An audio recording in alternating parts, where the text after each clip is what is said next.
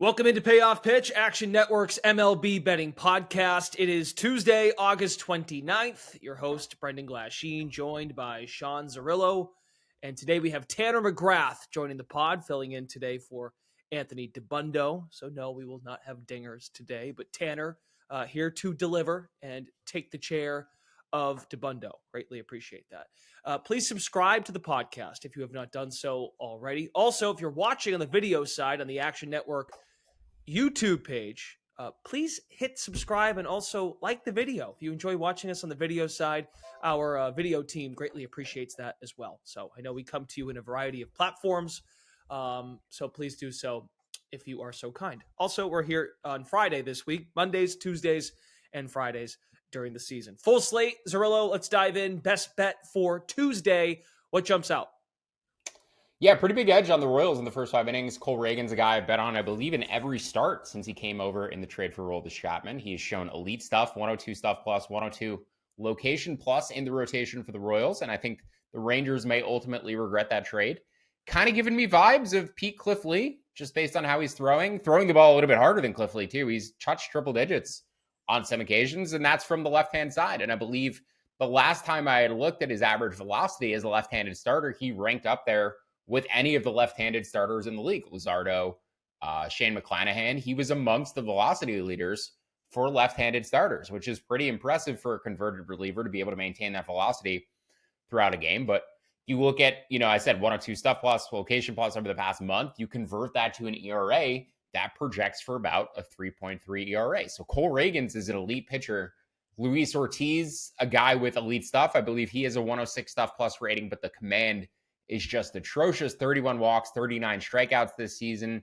And over the past month, he's completely lost it to an even more significant degree in terms of his command and just getting shelled in every outing. So, I shouldn't say over the last month, but in his last few starts, there was a space where he went back to the minors in between there. But yeah, in terms of the first 5 innings line, I made the Royals all the way up at minus 250. So I would actually bet that to minus 225. But I do give the Pirates the better bullpen. So a much less significant edge for the full game as compared to the first 5 innings. Just for example, I projected the Royals at minus 250 for the full game, but just minus 165. Or sorry, minus 250 for the first 5 innings, but just minus 165 for the full game. So a huge difference in the two halves here, but a much bigger edge for the first 5 innings. All right. Very good. I feel like we haven't had a chance, or I don't know if you've had an edge like that all season on the Royals, maybe against Oakland. But it's big. Reagan's, I'm using a pretty aggressive projection on Reagan's. I've kind of eliminated priors on him, and I'm using the results that he's getting. And I think I'm pretty comfortable using that because I don't think the previous projections were encapsulating, what we're seeing right now. So yeah, a pretty big gap. But yes, I didn't go out and lay the wood on the Royals here. It's still the Royals that, it's still pretty reasonable with my bet size. So this isn't, the bet doesn't necessarily reflect the type of edge it is, but I do think it is a pretty massive edge. Okay, Tanner, I'm not too surprised where you're going with this for your best bet today, because I think today is a sandy day. Yeah, it seems like every single time you guys bring me on this podcast, it's a sandy day. I think I'm not. I don't think that's. Wish we were planning it that way, but I don't think that that's the case. But yeah, sure. Anyways, 3 best words in sports: Sandy Alcantara Day. I will start here to talk a bit about Sandy, my favorite pitcher. If you guys follow me on Twitter, kind of a Marlins fanatic, kind of a Sandy fanatic. Sandy cruising through the second half of the season. Last 2 starts kind of hit a bit of a speed bump, but he was on a West Coast road trip against the Padres and the Dodgers. Still pitched over 6 innings in both starts, and there are good things to take from both of those starts. The changeup was great in both starts. Didn't allow a single hit on it across 25 thrown against San Diego. Forced 19 total whiffs against the Dodgers, a ton, 35% called strike plus whiff rate in that start. Sandy is continuing to work on a streak that I love to see for him, which is that he's forced double-digit ground balls now in 9 consecutive starts. 107 ground balls to 51 fly balls and 28 line drives during that time, 59% ground ball rate. He's still pumping in great stuff, 117 stuff plus over the past 30 days. That is 9th in baseball. But when he's combining that with his typical ground ball output, he can give you that workhorse length that we admire him for. And I've talked about this before. He is really in the zone right now, where he's throwing sinkers and sliders 100, but he's also getting consistent weak contact and consistent ground balls. Despite the last 2 starts, he is still working on a sub-3 ERA over his past 11 outings. and he's back home now. Career 2.9 ERA at Lone Depot. The Rays are hitting again against the right side, but they're also slightly worse against lefties. They have just a 298 expected WOBA against that side over the last month. And the Marlins have several left-handed relievers in that bullpen that are pretty good. So you put Tampa against Sandy for however many frames, and then a good southpaw bullpen for the rest of the game. I think that's a tough look for them. The Fish need to hit if they're going to win this game. I'm hoping that they can force some negative regression on Aaron Savale. Savale's 2.59 ERA is paired with a 3.58 expected ERA, 80% strand rate, 270 BABIP, 5.5% home run fly ball rate. I don't think any of that is sustainable. And he hasn't been like great since coming over to Tampa Bay. 3 earned run over 5 innings pitched against Colorado, 2 earned run over 5 innings pitched against Cleveland, 3 earned run over 4 innings against Detroit. Those are offenses comparable to the current state of the Fish. The Rays bullpen has been pretty good recently. I still don't trust that unit at all. And I give the Fish a pretty significant pitching advantage against all 9 frames here. And I hope their lineup can, bang their heads together and produce a few runs at homes. I need Luis Ariz to figure it out. It's been slumping lately, just 220 in August, I believe. He's still hitting 380 at home. So maybe him and the Marlins just need Lone Depot to help him out. Marlins money line, -120 or better for me. Just want to drop one more stat to echo Tanner's points. I'm also on the Marlins here. Sandy Alcantara last year, 120 stuff plus. In the first half of this season, 109. Second half of this season, 119. So the stuff has come back. His location has improved. As Tanner said, he's getting the ground balls again, getting that downward tilt on his pitches. Changeup not getting smacked around like it was. It was one of the best pitches in baseball last year. This year, it's gotten hit pretty hard. So yes, I think we're seeing the numbers for Sandy come back in line with where he was last season. And just to compare him to Aaron Savale with the Rays, 94 stuff plus, 108 location plus. So the pitching plus is very, it's about 5 points behind where Sandy is. But in terms of how you would project an ERA over about the past month, Sandy about 2.7, Savale about 4.1. So there is a pretty big delta between these two starting pitchers. And as I said, I'm on the Marlins with Tanner. Sandy Day is a good day. This is the Caldera Lab product, The Good. One of their 3 products, part of their regimen. The Good is your go-to multifunctional serum at night that helps your skin look tighter and smoother, as well as help reduce the visibility of wrinkles and fine lines. That's The Good. Every drop of this serum is packed with 3.4 million antioxidant units protecting your skin. First impressions matter. Get involved and care about your skincare with the use of Caldera Lab. They help get your skin in the right spot. It's one of the first things people notice about you, right? Your skincare and first impressions matter. And Sandy has made a great first impression on Tanner and really his life.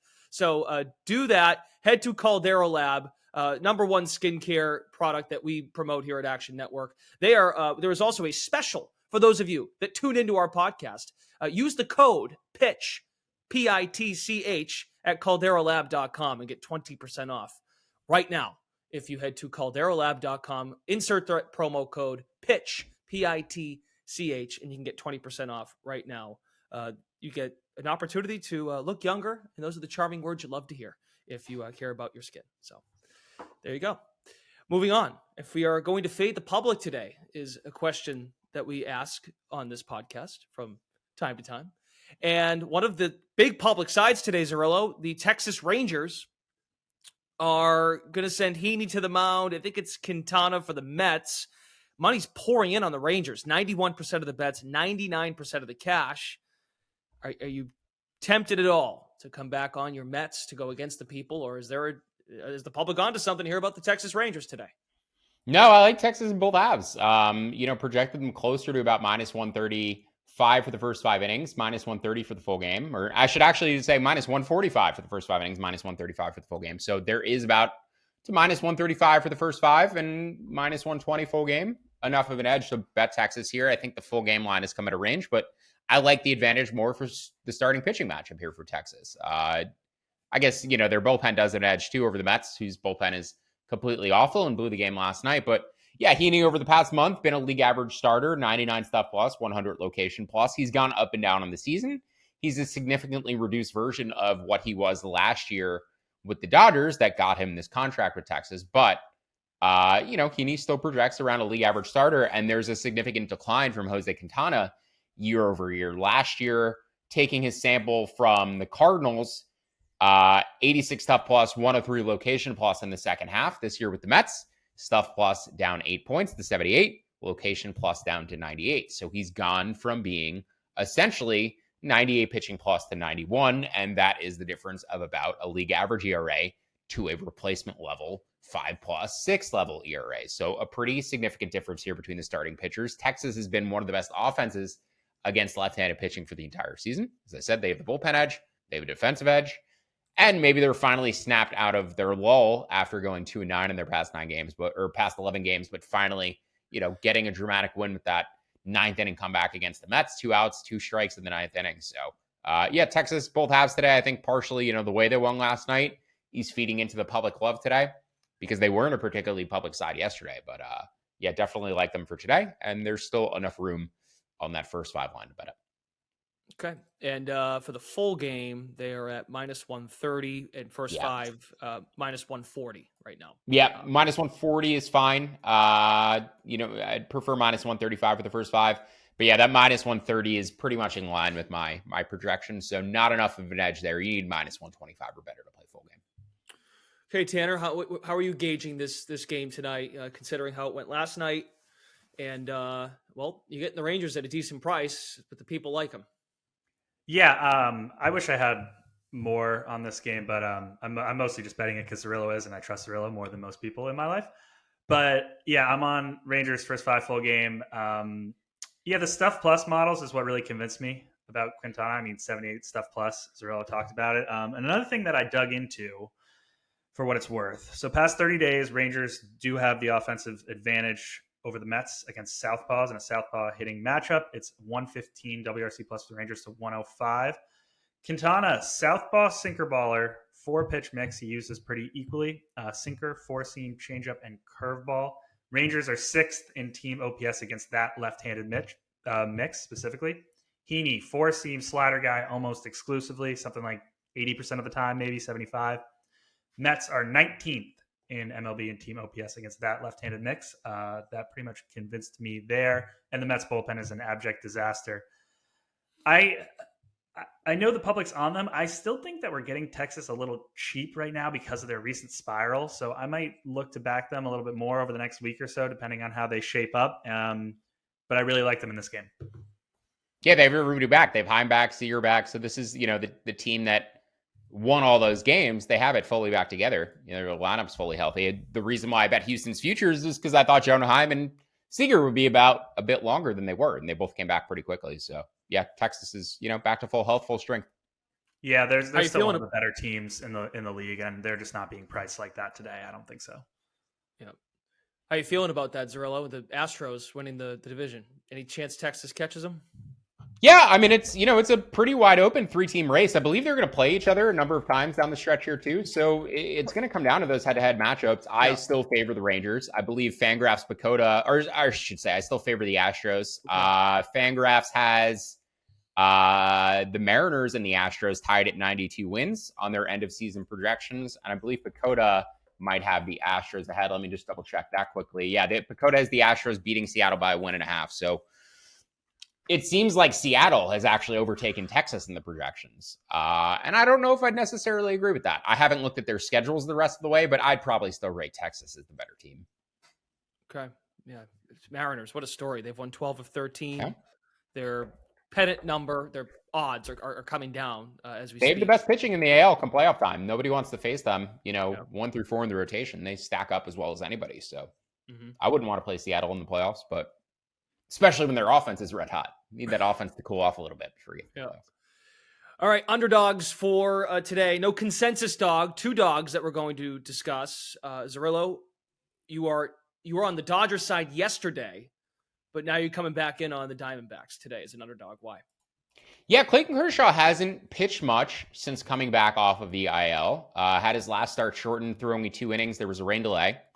But his velocity has been down since coming back off the IL, down a full tick. And his stuff plus rating, granted, it's only a 12-inning sample, but 84 stuff plus in August since returning from the IL. So Clayton Kershaw may not be at 100%. I think the fact that he has had a couple starts to maybe get his arm back into shape will help him, but 84 stuff plus, 96 location plus in 12 innings since returning. So there's a chance Clayton Kershaw is not 100%. I talked on the pod yesterday about the fact that I think the Dodgers have the better pitching than the Braves come playoff time. Similar to, as I just mentioned with the Mariners, I don't think you want to play the Dodgers in the playoffs with all the pitching that they're going to have coming back around that time. Walker Buehler may even be back for the playoffs in a bullpen role. We'll see about that. But yeah, I just think you have to take the approach here that Clayton Kershaw, based on the recent results, may not be 100%. And I've lowered Merrill Kelly's projection because over the past month or so, his stuff plus has fallen off. He's produced good results. Command's been fine, but his stuff plus has actually dipped, and he's pitching closer to a 4.75 ERA type pitcher based on what's coming out of his hand. So downgraded Kelly, but I've also downgraded Kershaw, and like the Diamondbacks here to about plus 165. I made this line closer to plus 155. And until yesterday, they were one of the hottest teams in baseball as well. So awful coming out of the break. I've recaught fire, and I believe they're currently sitting third in the NL wildcard race. So don't count out our Snakes to make the playoff tickets just yet, even though it seemed like they were threatening to go under their wood total for a minute in the second half. Yeah. Really quick. So what happened here with Kershaw's last start? He finished a suspended game. Is that what happened here? His last start? Yeah. So they I believe he started the game. It was rained out, and then they finished it the next day. Okay. He did not come back in, though. Yeah. I believe. Okay, got it. He just tossed 2 innings, and then it was removed for the rain. So I think they might have finished that one the following day. I'm pretty sure. They did. I think I had the over. Yeah, they did finish that one the second day because I had the over 8.5. There were 5 runs through 4 innings, and then they finished it the next day and nobody scored. So okay. But yeah, he's thrown 3 times, 2 5-inning starts. He hasn't given up more than 1 run in any outings, so the results look okay. 10 strikeouts, 2 walks, 12 innings. That looks fine. But the pitch modeling numbers say the stuff plus is down about 20 points. He was at 106 stuff plus before the injury. Now he's at 84. So again, I expect it to be better today. But if it's only getting halfway there, if it's only getting halfway back to where he was on the season, then he's at 96 stuff plus today. He's got a big gap to close relative to where he was previously. I gotcha. And I only brought that up because I was just making sure he didn't re-injure himself because I was like, wait a minute. Yeah. Oh, yeah. That was my initial concern too. Why did he throw 2 innings? But no, it was purely rain shortened. And I don't know, that might, that may ultimately hurt him. 5 innings, 2 innings. Hasn't fully stretched out that arm. So I wouldn't expect more than 5 innings today either. Okay. Tanner, Underdog for Tuesday. What do you got? Yeah, there was no Underdog that really I absolutely loved. Sean will dig into more of these. I threw some cards plus 130 because I hate the Padres. Some Reds plus 140. I think that's a high variance game. Reds have the bats. I took some Snakes plus 170 for everything that Zerillo just said. The team I really wanted to talk about today was the Yankees. And this absolutely positively pains me to do this, but I have to fade Tarek Skubal here. I love Skubal. He's my guy. I think he's going to be a Cy Young contender next season. I think he'll be a Cy Young contender the season after that. The Yankees are crushing left-handed pitching right now, and nobody's talking about it. A 168 WRC plus against the side over the last month, 409 WOBA, 374 xWOBA. Only the Braves have a higher mark against the side. And there are so many problems with the Yankees. Everyone knows that. I think part of that is that they don't have any depth or speed, but depth, and they pigeonholed themselves into an entirely right-handed lineup. So you put out someone like Scoobs, who is not immune to platoon splits, career 260 WOBA against lefties, 320 against righties. And he's going to face this entirely right-handed lineup that has been crushing that side. And Skubal has looked phenomenal lately. He did give up 4 earned to the Cubs last time out. There was a lot of luck involved in that, but it happened. He also got roped in the leg by a comebacker that he almost had to exit the game. I'm not saying he's hurt, but I want to keep an eye on that. Meanwhile, I think the Yankees will be going mostly with a bullpen game here behind Michael King. A lot of problems with the Yankees, but I've always considered this bullpen really good. At their best, they're one of the top 5 in baseball. Shout out to one of our Action Network guys, DJ James, for this one. They have 5 active bullpen arms with an expected FIP below 4 this month. They got guys Holmes, King, Peralta, Hamilton, Conley. These are awesome relief arms. The Tigers have been hitting better, and we've talked a lot about their young core starting to pull the ball more, hit the ball in the air, and how good they've all looked at the plate. The numbers still show they're like a league average offense by most metrics. And I'm a tad worried because I know that this lineup can get a little cold, and they allowed Luis Severino to go 7 innings of shutout ball last night, 5 hits with 8 strikeouts and no walks. That's not good. That's Luis Severino. Finally, the Tigers bullpen, 7.5 ERA, 1.9 whip, 93% zone contact rate over the last 2 weeks. I'm going to take the Yankees against the Southpaw and Detroit's bullpen over the Tigers against New York's bullpen. I like the Yankees as short road dogs. I believe they're plus 105 across the market.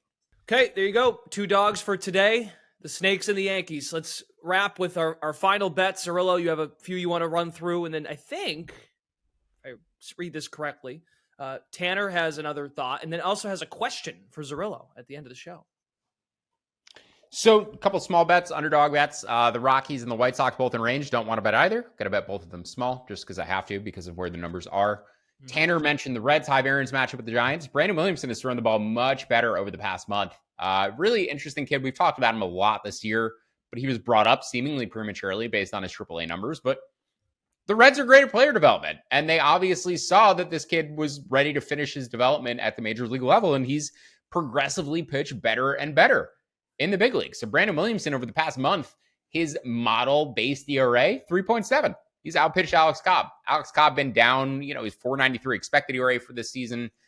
Alex Cobb was hurt by his defense a lot last year. He's been bailed out by his defense a lot this year. So Alex Cobb, I actually think, has pitched worse than what his results are. Brandon Williamson in the past month or so is pitching much better than the projections would indicate. Made the Reds closer to plus 130 in this matchup.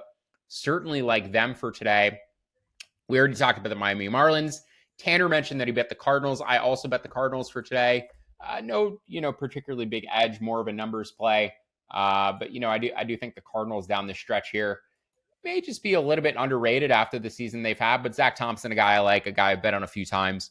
The Cardinals at plus 130, plus 135 or better would be a bet for me today. And Zach Thompson, a guy I think we're going to continue to back going forward. He has some pretty interesting underlying metrics.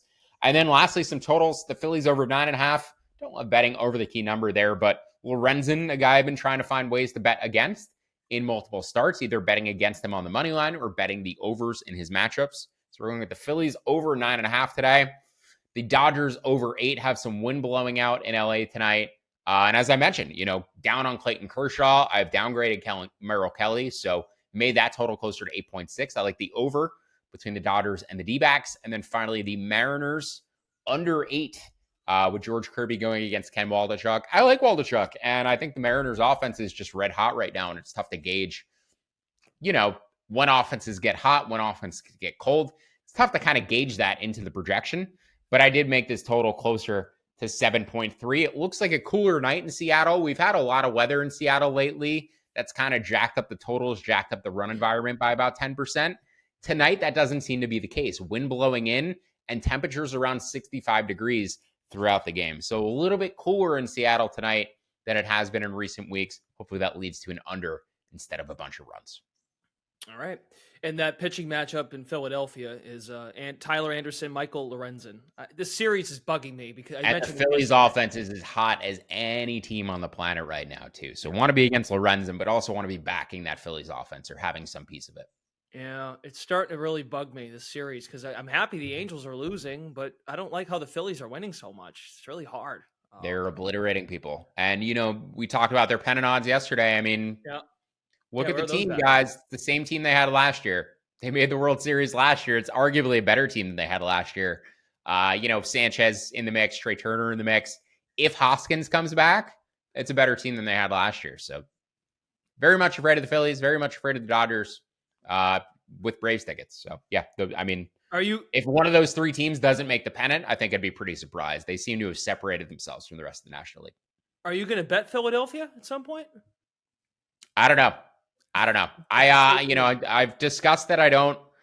All the bets I've made against the Braves, the positions I've taken throughout the year, I'm trying to leave the Braves being my main position. I don't want to hedge against it. Okay. I don't really want to, take too much out of my potential win if it does cash, but getting like 0.2 units on the Phillies at 10-1 to win the NL pennant might not be the worst hedge. I really have to see how the playoff brackets are going to shake out and who expects to play whom. That's something I need to think about more too, because that, if the Phillies are going to play the Braves in round 2 versus the NLCS, it changes my approach in terms of who I want to be taking in the futures market.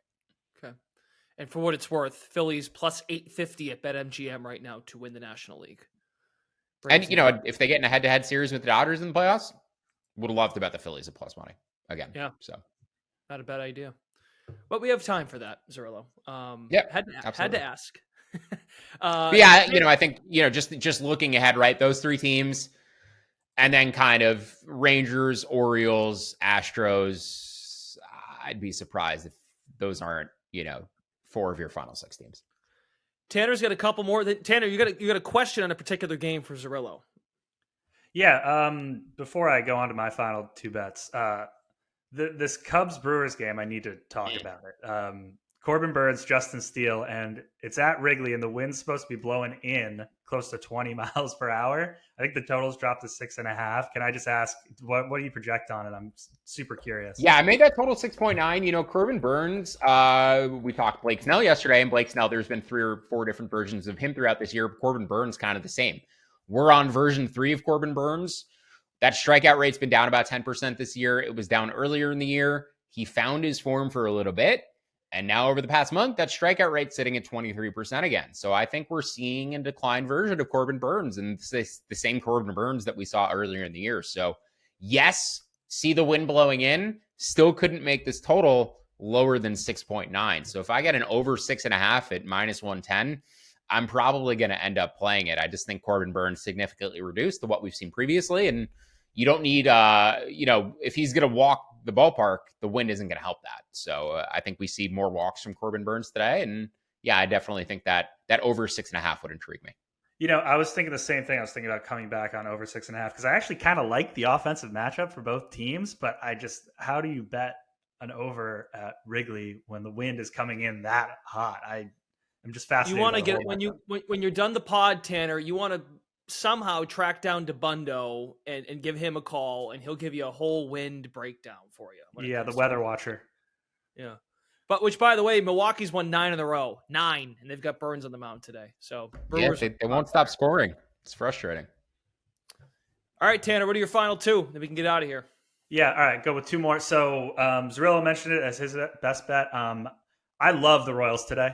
It will be, he says it's his biggest edge. It will be my biggest wager of the day.